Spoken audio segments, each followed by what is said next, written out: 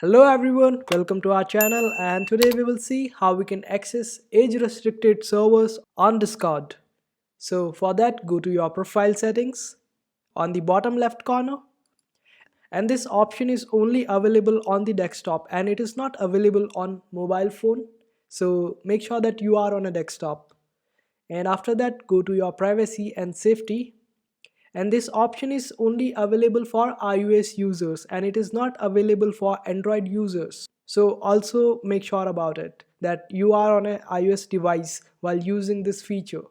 So if your Discord has been exposed to iOS, only then you can access this feature.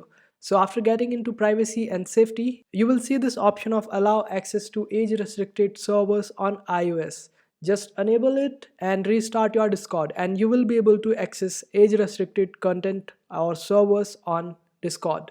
I hope this video was helpful. Make sure to hit that like button and also subscribe to our channel for more helpful videos.